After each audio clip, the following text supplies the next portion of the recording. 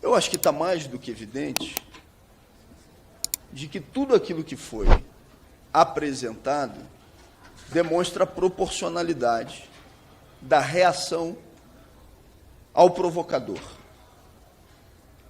Segundo, eu disse que, na tese da defesa, utilizaria esse tempo para demonstrar o que é essa organização, porque isso tem que estar contextualizado.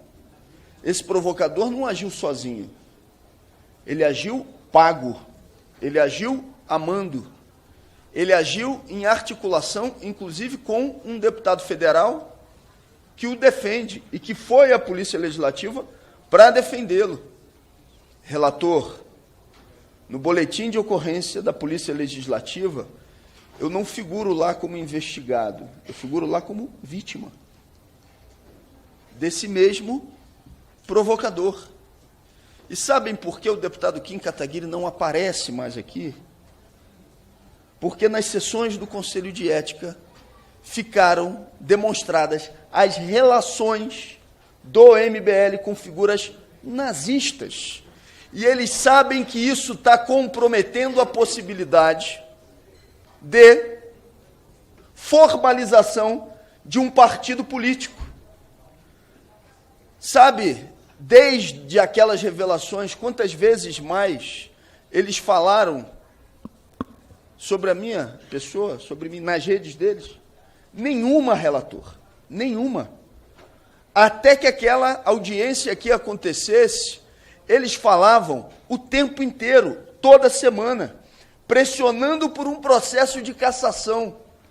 Quando foram reveladas as relações do MBL com organizações nazistas e o acobertamento que eles fazem de membros do MBL com essas organizações, e eu cito o nome, o senhor Benjamin Pontes, que estava lá comemorando junto com eles no congresso ou no encontro do MBL, eles não mais aqui apareceram e não vão aparecer. E se aparecer, porque com certeza nesse momento ele está me ouvindo, ele sabe o que eu estou dizendo, ele sabe que vai ser confrontado com essas relações e sabe que o questionamento que vai ser feito a ele é o que foi feito com o senhor Benjamin Pontes, que tem relação com o senhor Vic Vanilla, e as outras relações que eles estabeleceram com nazistas. Por isso que eles saíram.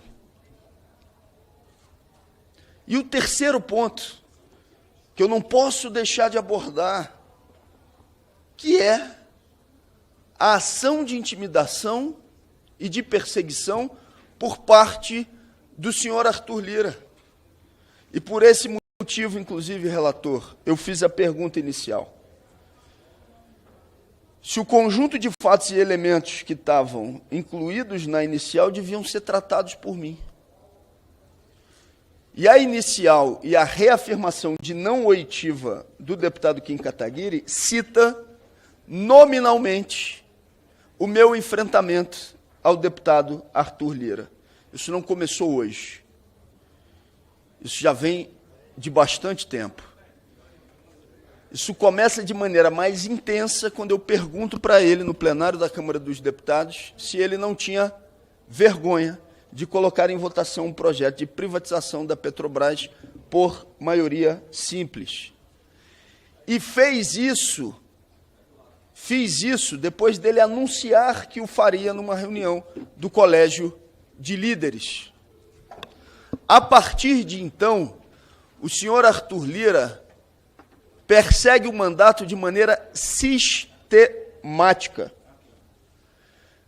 No dia seguinte, o PL entra com uma representação pedindo a cassação do mandato. Depois disso, porque eu cobro a inexistência de acesso livre às galerias da Câmara, e Sâmia falou sobre isso já aqui no Conselho, ele corta a escolta, que tinha uma orientação de segurança de Sâmia, depois da execução do assassinato do meu cunhado. Em retaliação a uma cobrança que eu fiz no plenário, no dia seguinte, ele corta a escolta. E aí o que tem a ver o senhor Arthur Lira, então, com isso? eu passo a ter informações de que esse não é um método que ele usa exclusivamente comigo de silenciamento. E por isso era fundamental que a gente ouvisse aqui as outras 4 testemunhas. Porque fica demonstrado que essa tentativa de silenciamento aconteceu com inúmeras pessoas. Aqui nessa pasta, relator, pois não, e está também no pendrive, à disposição do Conselho de Ética, essas são folhas detalhadas de compras não declaradas de imóveis, de fazendas, feitas pelo presidente da Câmara. E a jornalista Yara Lemos foi silenciada, ou pelo menos ele tentou silenciar, a partir de ações específicas de assédio judicial e de constrangimento político. Foi comigo, mas foi com a jornalista Yara Lemos. Perguntem, depois, ela não pode falar aqui hoje como testemunha, o que foi esse assédio sofrido e que perdura até hoje a jornalista Yara Lemos. Mas não foi só com a jornalista Yara Lemos. O presidente da Câmara também fez a mesma coisa com o ICL e outros veículos de comunicação, como Agência Pública e Congresso em Foco. Por conta do ICL ter se disponibilizado, Berna,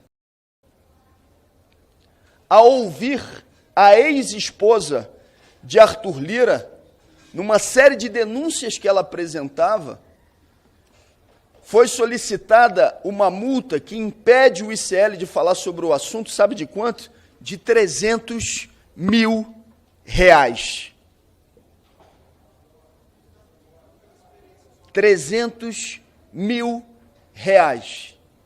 E com uma tentativa de apagar as declarações que tinham sido dadas por sua ex-esposa, Juliane Lins. Eu deixo no final para falar sobre a Juliane Lins.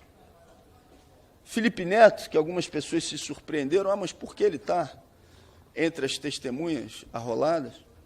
Que tem um processo também do presidente da Câmara tentando intimidá-lo judicialmente por conta de um adjetivo dado por Felipe Neto em um determinado momento, numa audiência relacionada ao controle de redes e falando do senhor Arthur Lira. Quarto, Juliane Lins.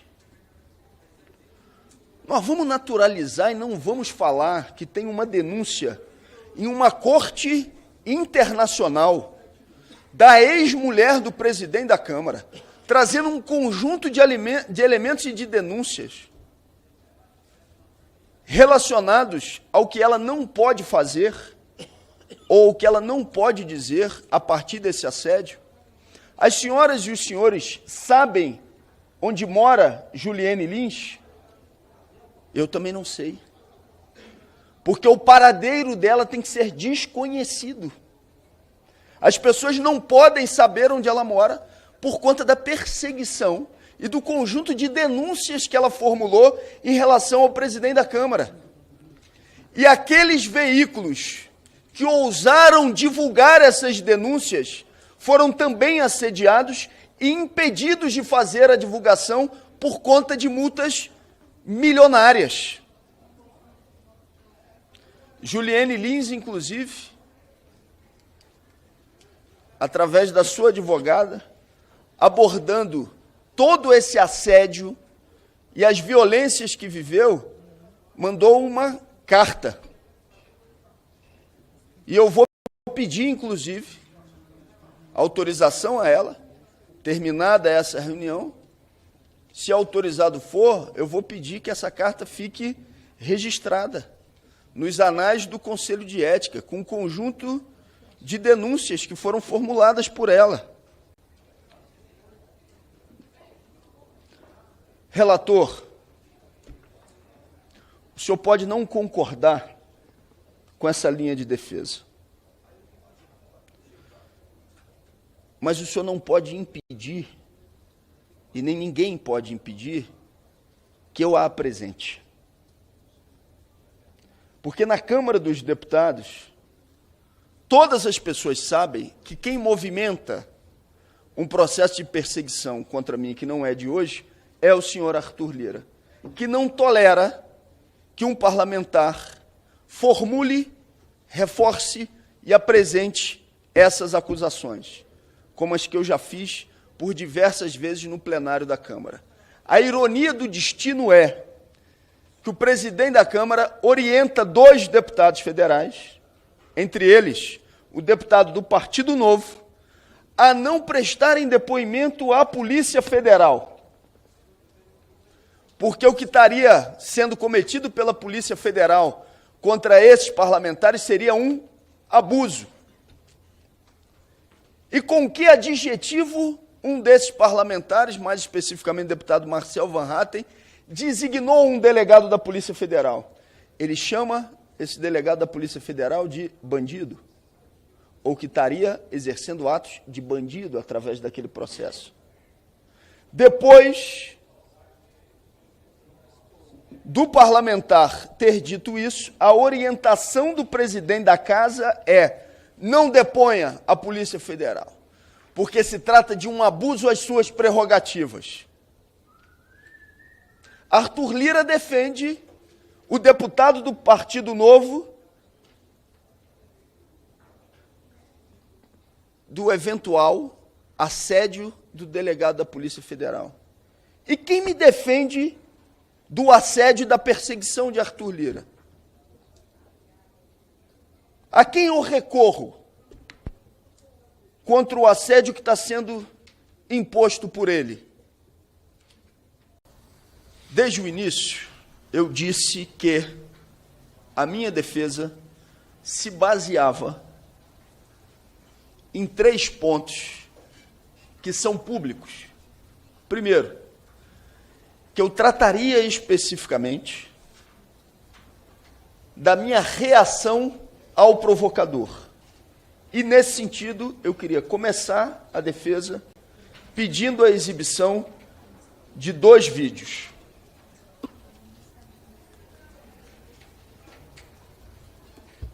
E gostaria de pedir que, nesses momentos, houvesse a tolerância com o tempo. Só para registrar, um minutinho, só para registrar, a bem do bom processo aqui, que esses 2 vídeos foram apresentados previamente pelo representado e constam da defesa, portanto, inteiramente legais e legítimos. Ô, deputado federal frouxo! Tá achando que aqui é o quê? Tá achando que aqui é o quê? Gabriel Monteiro? Eu te arrebento, irmão. Eu te arrebento, irmão. Eu te arrebento. Me encosta não. Me encosta não, irmão. Tá ligado? Se tu encostar isso aqui, eu vou dar um soco na tua cara, né? Esse cara está toda segunda-feira tentando interromper a nossa roda de conversa no Largo da Carioca. Se você me encostar, eu vou te arrebentar na porrada. Não sabe o nome da minha mãe? Se você me encostar, eu vou te arrebentar na porrada. Me encosta. Me encosta. Me encosta, pai. Me encosta, pai. Você não é homem. Você não é homem. Me solta, você fala, não é? Você vai parar? O Lula vai brigar contigo se você falar. Você passa pano pra bandido. Deve ser triste não ter opinião própria, hein? E a tua mamãe? E a tua mamãe? Uma mulher honrada. Uma mulher honrada. Sabe por quê? Uma mulher honrada que não tem como se defender, mas eu tô aqui pra fazer a defesa. É prático, tu vai morrer muito aqui, tá? Esse sujeito ameaçou a mãe de um militante nosso, que tem anotação por violência doméstica, que está passando de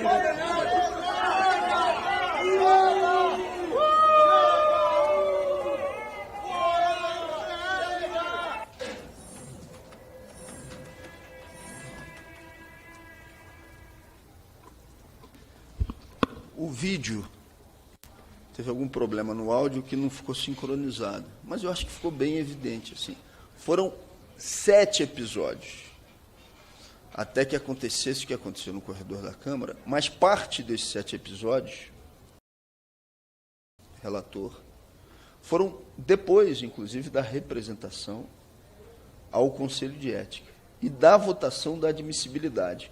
Eu gostaria que fosse colocado agora um segundo vídeo que foi resultado de um ataque que veio depois da votação da admissibilidade desse Conselho. Por favor.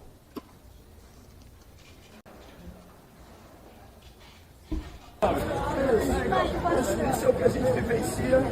Debate comigo, Eu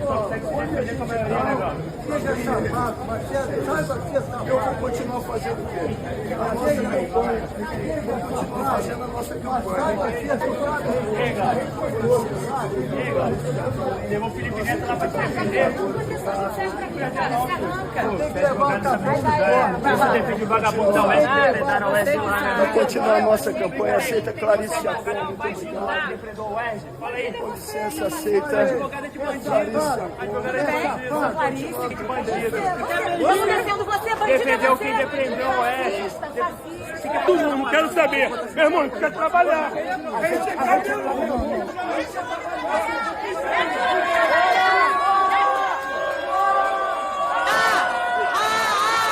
Camelo quer trabalhar!